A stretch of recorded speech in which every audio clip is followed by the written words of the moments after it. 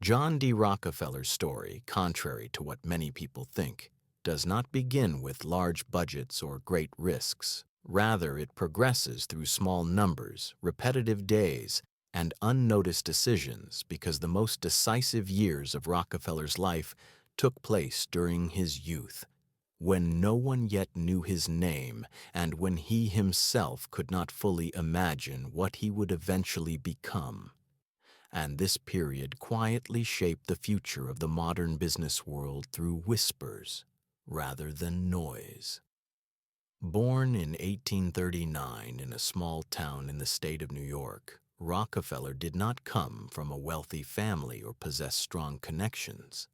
His father was a man who was often away from home and engaged in irregular work, and this uncertainty created financial instability within the household, while his mother, on the contrary, was disciplined, frugal, and firmly committed to rules.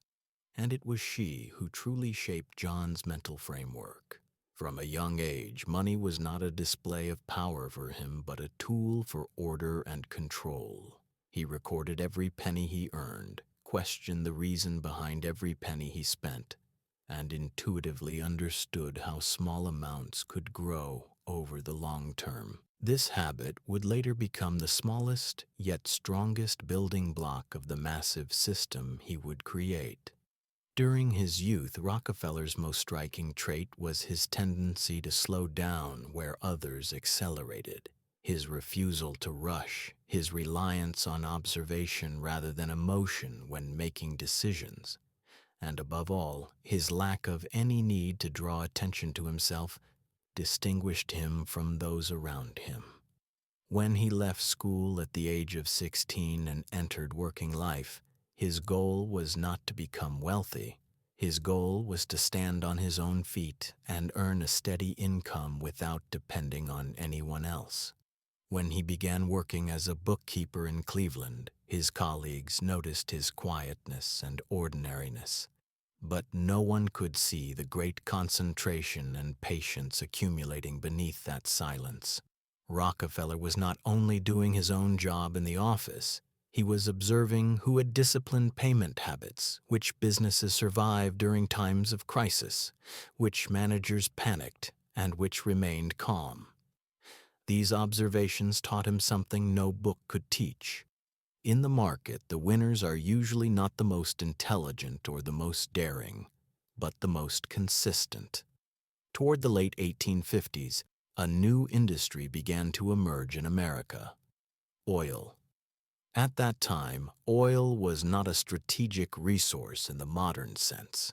It was foul-smelling, difficult to transport, prone to explosions, and for most people, nothing more than a temporary craze. While others rushed toward oil wells, Rockefeller concentrated on a different point. He realized the production was chaotic and risky, and that the real money lay in the systematic and controlled process of refining. This realization marked his first major intellectual leap in the business world. While most people acted with the idea of making large profits in a short time, Rockefeller thought in terms of sustainability. Whether a business could survive not just today but 5 years later was the rule that guided his decisions.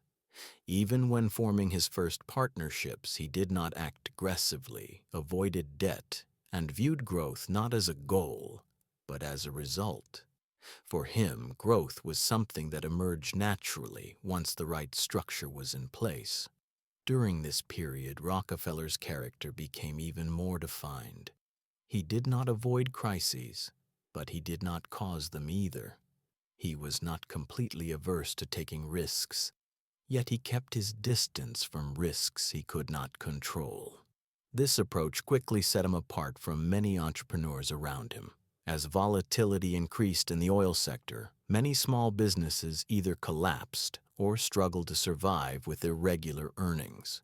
Rockefeller, on the other hand, continued by constantly reducing costs, standardizing processes, and eliminating recurring mistakes from his system. His success was not a sudden rise followed by a fall, but an accumulation, And over time, this accumulation turned into a pressure his competitors could not withstand. During these years, Rockefeller was still unknown to the public. Newspapers were not talking about him, and his wealth was far from the levels we associate with his name today. Yet mentally, he had already developed a monopoly mindset. This monopoly would be built not through brute force, but through efficiency. Instead of destroying competitors, he chose to acquire them. Instead of creating chaos, he chose to establish order. This approach laid the foundation for what would later become Standard Oil. One of the most important characteristics of Rockefeller during this early period was his emotional control. Neither excessive joy nor excessive fear dictated his decisions. When prices fell, he observed those who panicked. When prices rose, he noted those who made mistakes driven by excitement. Over time, he came to understand